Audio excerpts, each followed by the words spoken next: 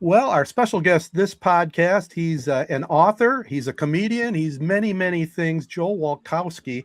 And Joel, I did a little research on you, and there's a lot to Uh-oh. unpack. There's Uh-oh. a lot to unpack in this little interview we're going to get into. But starting you right off, okay, for someone that's listening, hasn't had a chance to read Honolulu Blues, how would you describe that book in 30, 40 seconds?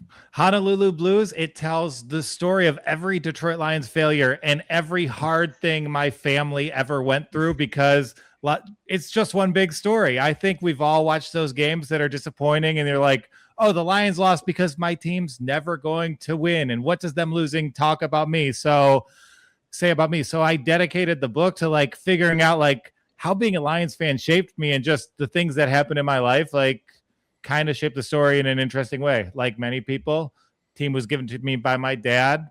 Like many people, addiction was given to me by my dad. So we unpack what the meaning of both those things. And as a Lions fan, as an addict, I got myself together in September 2021, which is a significant dawning of an era in Detroit football history.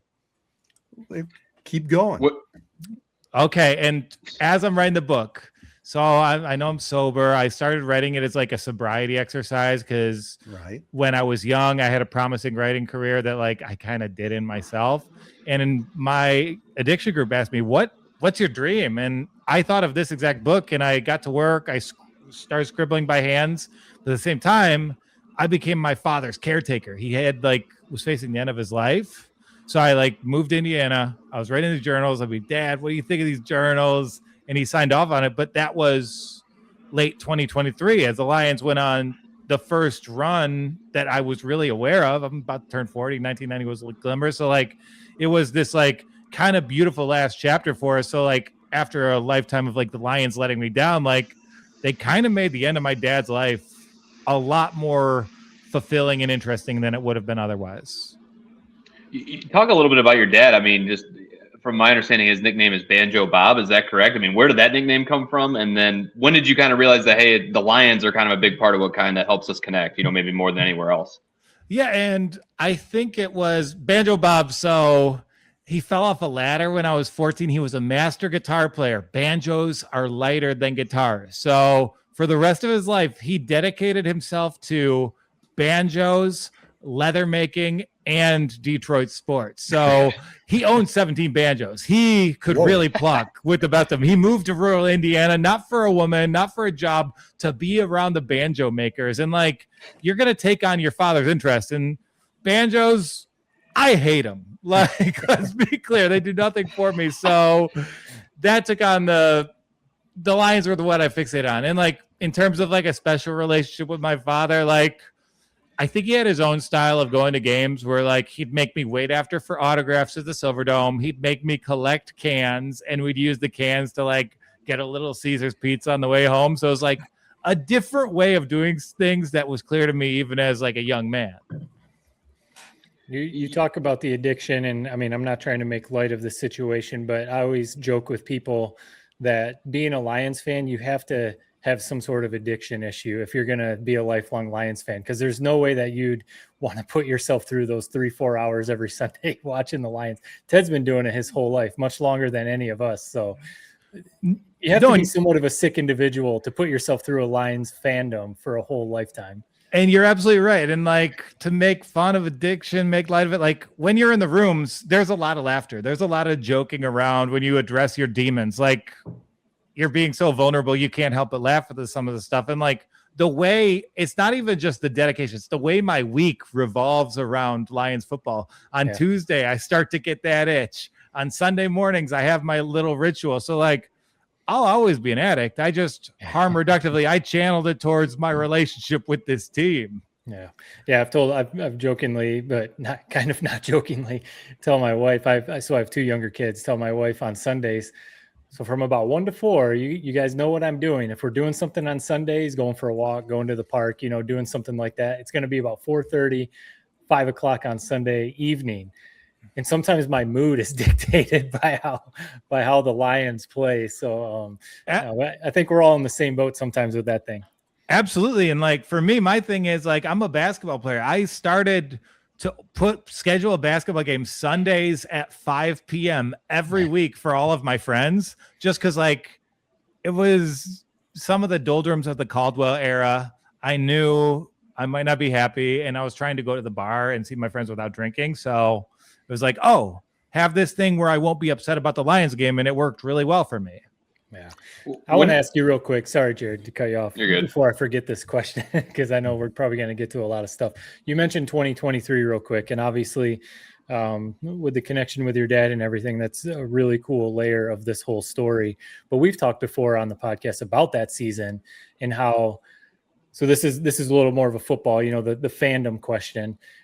How Dan Campbell, after that NFC Championship game, kind of said, like, we may never be back here again. But to the fandom part and how, like, just perfect that whole season was, with the first playoff game at Ford Field and the first serious playoff run the Lions were making, and Dan Campbell had things turned around, and everything about that season was storybook. Everything about that season was storybook. The TV teases before the games, NBC, and everything was about Detroit. Eminem's out there like doing all these TV spots and everything. I don't think there'll ever be a more perfect Lions season than that season. And then, of course, it ended in typical Lions fashion. Can you just maybe give your thoughts on that whole season? That's why it is a perfect Lions season, because it ended in the most painful fashion. And it's not just collapsing, giving up a 17-point lead against San Francisco. If you look at that loss started with the Decker skipper play against Dallas, which flipped home field advantage in that game. So like this painful gut punch of a loss, like it starts with this terrible game with 2 weeks left to go in the season. And like for me personally, with a parent, with a team, you always wonder, what'll it be like when it happens? And for both of those two to happen simultaneously, it was impossible for me to separate one from the other. Yeah. Like I would leave my dad's hospice to go directly to Ford Field. I would go back, I would give him his tchotchkes, his programs, and I'd tell him every detail I could. So like that was the best tailgating experience of my life. And it was really hard and painful and exhilarating, but also like very wholesome. It's like, my dad's at the end of his life, and he just wants to hear about the game. He wants me to go down and give him a firsthand recollection, because Walkowskis have been going since 1934. And like, it was, in my case, it literally was a storybook. Like it's on the bookshelves right now, the storybook season. And like, I don't know, a Super Bowl would have been great, but it wouldn't have felt as Lionsy. Right. Yeah. I'm with you. It kind of was perfect. As Michigan fans, when they won the national title, obviously you're excited about it, but you almost kind of missed that chase. And I'm glad that we still have that to look forward to as Lions fans. Hopefully we do get it done at some point. But kudos to you on your sobriety, man. I mean, that's obviously awesome. But what do you think was maybe harder, getting sober or maybe watching that collapse of the 49ers in the NFC Championship game? I mean, that was brutal. I mean, when I close my eyes and I think of my worst moment, it's not anything of death or addiction. It's that ball hitting Kendall Vilder's face mask and landing into Brandon Ayuk's hands. And like, that's going to be etched in stone for the rest of my life. I say it in the book. If I die and go to hell, that play will just be playing on a loop for me down there. When did you kind of realize that the Lions, just the franchise as a whole in your life as a Lions fan was kind of a metaphor for your life in some ways? When did you kind of have that kind of light bulb moment?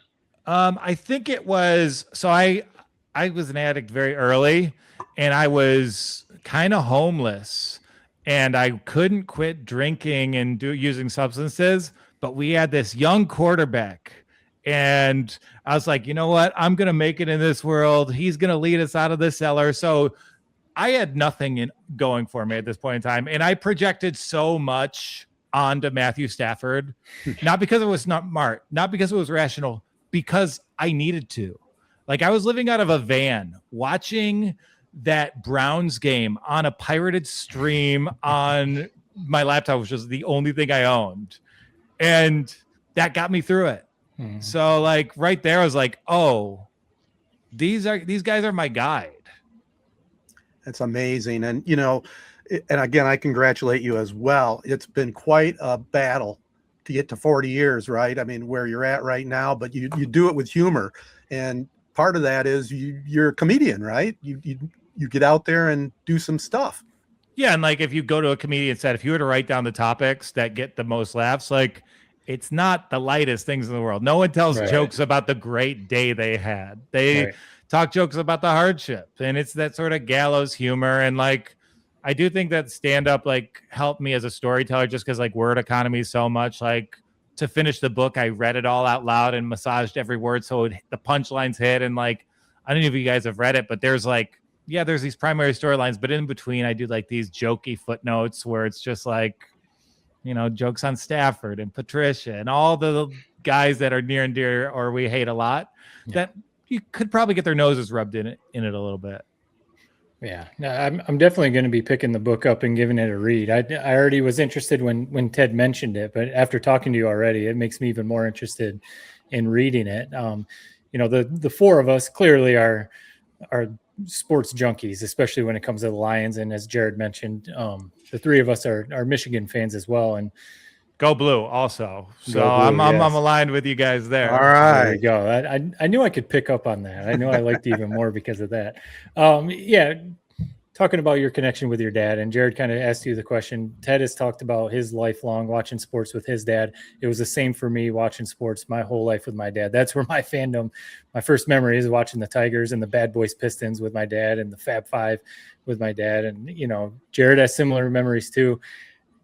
Can you just talk about, I've talked to some people before who just don't have any interest in sports, and that's fine. Everyone has different interests, who kind of like just don't get that, where like when you have that connection with whether it's a close family friend or like a close friend or a family member, that's what makes sports. That's one of the things that makes sports super special.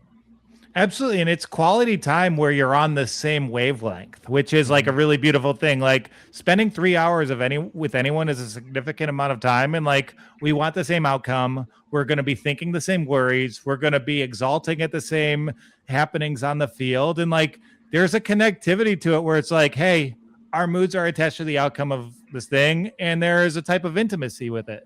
And I think I love sports because it's a time capsule, right? Like, if you show me a Barry Sanders highlight, it's great. Yeah, he's the best to ever do it. But I think how it felt going in the Silverdome, getting sucked in the doors, the thunk you heard going in, that terrible lighting, that bright AstroTurf, and like it just tells me I become an 8-year-old kid again just by looking at a play. And I don't think anything else. Movies don't work that way.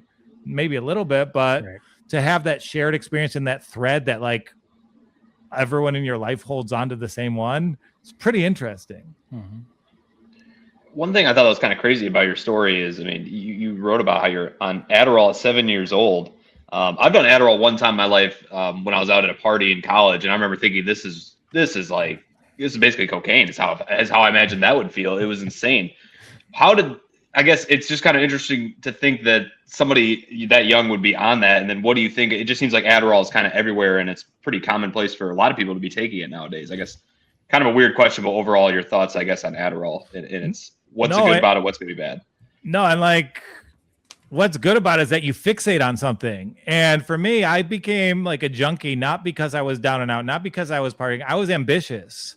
Like I remember I was in like a high school film program, and I would just like, I'll take a pill. I'll stay up all night. I'll work on something. And like doing that, I made like some pretty cool work, and I got validation from my peers and I got awards. So like literally abusing drugs, it gave me this moment of like, this is my identity. So I kind of continued that binging out to get a scholarship to USC where I made films out there.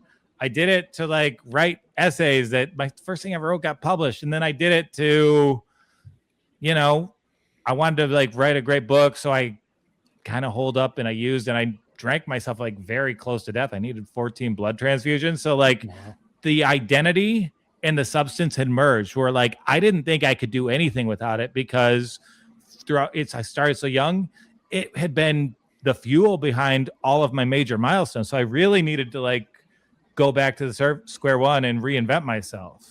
What was the aha moment? Was there a specific thing that you said, I just can't do this anymore?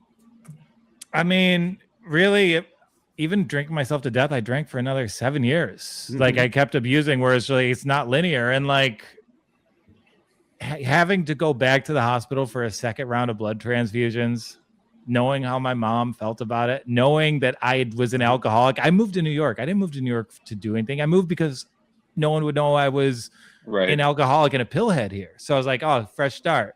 So once it caught up with me here, it's like, oh, if I don't solve it now, I'm going to be running from it forever. Yeah. If when a Lions fan reads this book, what do you hope they take away from it? I think they're going to be really entertained by it, but I think at the same time, they're going to be reflecting on their own life in the city of Detroit, in the relationships they have, where I think it's self-help for bros in their native tongue, where it's like, yeah, this is Barry Sanders. This is what he meant to the city. And like, maybe a little bit about how children come to see the world and how you view the things around you. So like, I think it hides a lot of deeper conversations in the fabric of Lions football where like, and I'll say it's been out like a month. The response has been staggering. People really love this book. Like people are coming back to buy like 7-8 copies after reading it. So like, I think I was so specific to me that I told a story that I think every Lions fan has their own version of it. It's just, my demons are laid out a little bit more, but like, I don't know. I think a lot of football fans have a similar relationship with the game and they've never stopped to think about it. Yeah. I mean, I think a lot of people who are sports fans have some sort of story that's similar to this. They grew up because their dad was watching, or maybe a grandpa or an uncle or something like that. And whether they stayed fans of that team or not, maybe everyone has a different story in that sense, but I think everyone could relate to this somehow, with their sports fandom or their upbringing. I wanted to ask you, so comedian, author, you I don't know if you do podcasts, but you'd be a good podcaster too, if that's something you wanted to do. What direction do you really want to go? Like if you had to go, I'm writing like okay. This book, it has changed my life and the response has been good enough where like stand-up will always be there, but like I think I wanted to make one great work and leave it behind. And like, yeah, just like tangentially, Lions failure is funny. It's not just losing games. It's not just bad ownership. We're a team that had 2 separate seasons derailed by Halloween costumes. So like it's different in Detroit. We got Scott Mitchell and John Kidna, where it's just like the history's so colorful that like I got to capture the gags that are here. We had a season ruined by an X-Men celebration, by our 2 receiver saving a Happy's Pizza. Like you can't really script this thing. So I was like, I see how silly this history is. And in my own story, the failure is a little silly as well. What was it like writing this book? Go ahead. All right, what was it like writing this book? Were you ever banging your head against the wall? Like, why did I ever even think to do this? And what was it like getting it published? Was that easy or is that quite an undertaking? So I did think that I might be going crazy as I wrote this book. So I did it all by hand. At one point, I left the journal on top of my car. It flew off. It got run over by a truck. I had to collect all the pages. And then my neighbor recognized me. My hand was halfway in the sewer. They're like, hey, Joel, what are you doing? I was like, I'm writing. But I did give it to a friend of mine. I was like, hey, I spent 1.5 years on this. Will you tell me if I've lost my mind or if I should keep going? I don't care either way. And he's like, no, I think there's something here. So I stayed at it. And then from there, the process was really easy. I signed with the first agent I talked to. I sold the second pitch this book had. And the publishers like, I was like, hey, how many did you print up? Did you print up like a couple hundred? No, we printed like 5,000 books. We're going to sell. I was like, okay. Like it's been like it's been my dream come true. Wow. The name of the book's Honolulu Blues. And as you can tell, it's a very entertaining read, but deep as well. What was the favorite part, would you say, if you have a favorite part in the book that you were able to relate to the list or the readers? And, maybe it's not a favorite part, but I think I really like the stories of Titus Young and Charles Rogers. Like, I think that they're, especially being someone who like had to come to grips with their addictive side, with their mental health. And like, I think those are really were really upstanding men who got lost to history because the Millen infrastructure was so weak. Mhm. And it's not that Millen was a terrible GM. He told William Clay Ford he wasn't qualified for the position. And he wasn't just put in charge of football operations. He ran the entire team. So it's just like the bad luck of life you see in these two players. They're put in a situation in which they can't possibly succeed and it doesn't work out for them. But I thought they were almost like Greek myths the way their stories went. Titus Young was electric, man. Charles Rogers was a little bit before my time, but I love Titus Young. He had a brief stint, but I'll be definitely looking forward to reading that. What do you think about the current state of the Lions, man? I mean, I'll be honest. We've talked about it all the time. I'm the doom and gloom guy. I think the window is closed on the Super Bowl. What do you think? I mean, I don't think you could say the window has closed because we saw the Patriots ride a similar schedule to the Super Bowl just last season. I think at the very least, the offense alone has 5-6 of the best players in all of football. And that's alone is a winning recipe. So I think the infrastructure is there. As long as we have Panay, I think there's a chance that there's a good football team. And like, yeah, we're doom and gloom, but we also went 9-8 last year when Ragnow retiring right before the season was a blow you couldn't bounce back from. Mm-hmm. So if we're this down after 9-8, think of how far we've come. Here's a question we talk about on this podcast once in a while. I want your opinion on it. We know you're a Stafford guy. You know, he was there in your sweet spot. Great quarterback for the Lions, but where are you at with Goff? Love him. I mean, don't expect him to scramble. Nope. Like, love him despite his limitations. But isn't that a better allegory for life? Like, Stafford had the best right arm to ever exist. Yep. Goff is a guy who plays within his limitations, does everything right, and maximizes the little thing he can. And, like, there's no better allegory to becoming, like, a solid adult man than Jared Goff in this offense. They tailored the scheme to Goff. Like, he was on his way out of town until they revamped that offense around his strengths. Yep. And so I think like he's a really respectable figure in a lot of ways, has done everything right for the city. And it's also fun that like he's this sun-kissed Californian who got thrown out by LA and that made him a Detroiter. I got one last question. What's maybe your favorite moment at Ford Field throughout your lifetime?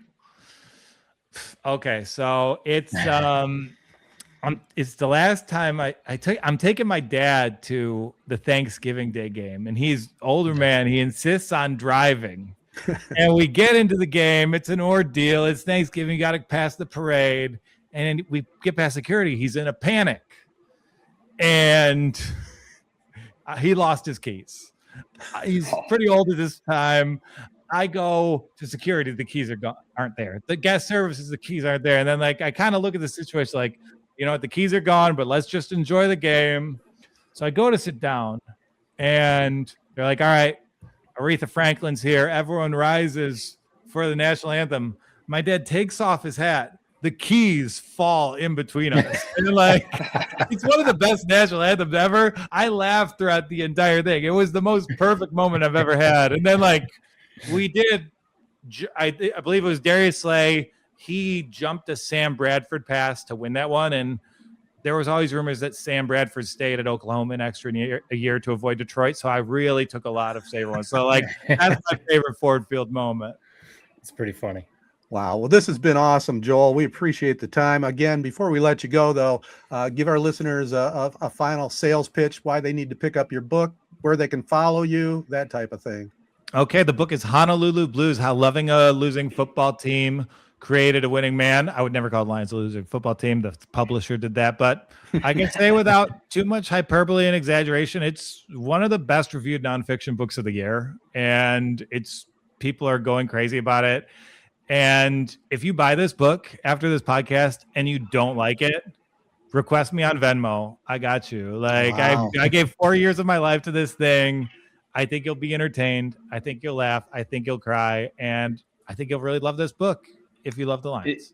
Is there I love listening to audiobooks. Is there an audiobook version or is that coming down the pipe or what? There is an audiobook version. Okay. I auditioned to do the audiobook and I didn't get it. So, and I got to say, That's amazing. The man who did it did an awesome job. He does mispronounce Wayne Fontes. So, Oh man. so that's the one little bit for like, if you check out the audiobook, there's one aspect that goes wrong, but otherwise Luke did a great job. Sweet. How about socials? Anybody follow? I'm at Joel Walkowski on Instagram, Joel Walkowski Books on TikTok, and the Big Walkowski on Twitter, X, whatever you call it, Elon. Sweet. Awesome. Well, we really appreciate the time. This has been a lot of fun, man. It's great to get to know you. Maybe we'll touch bases with you down the road. And literally anytime. This was such a awesome experience for me. And like, it seems like you guys are doing great work to generate like a thoughtful, like wholesome dialogue around Detroit sports. So it was a real highlight of my week to hang out with you guys. Awesome. Appreciate the good words. Thanks, Joel.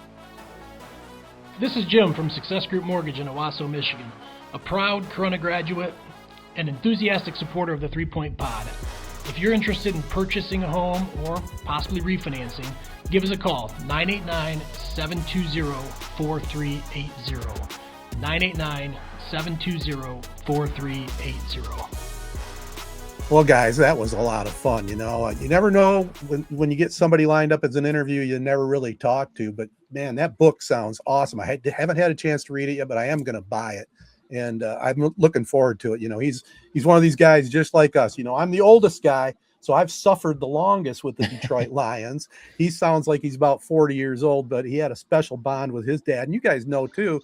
We all have our special bonds with our dads, and my dad, we watched a lot of Lions games with him at the end there. I mean, we were posting instant reaction videos, a couple of those. Old Bud was giving his comments on the Lions, and that was back to the 23 season, man, where we were just totally geared in. That is funny. I remember that. I feel like I remember specifically a Michigan-Ohio State reaction that he was a part of with you. Yeah, Joel was awesome, man. I mean, super inspiring story, and it definitely has me excited to check this book out and listen to the audiobook for sure. So definitely an awesome guest, and perfect little teaser for football season, which is only a few weeks away. Yeah, I loved hearing, of course, his thoughts on the Lions team and that 23 season NFC Championship, because I think we're all right there with him. Oh, yeah. But you have to appreciate how he comes off so genuine with his story. And it's not just one of those like, yeah, I'm a lifelong Lions fan that has suffered through being a Lions fan. That's thousands, millions of Lions fans, But when you add in his story, his personal story, and then the connection with his dad that he talked about a little bit, yeah, all I can think of is like real. That's as real as a story. Like you said, when you read it, there's going to be tears, there's going to be laughing, right. There's going to be probably some goosebumps because some memories of Lions games or something. So no, super cool interview with Joel. Well, how many of those situations have we seen with friends or other people that we're in touch with that have been in that situation, the addictive things that they go through. We all go through shit in life, man. There's no doubt about that.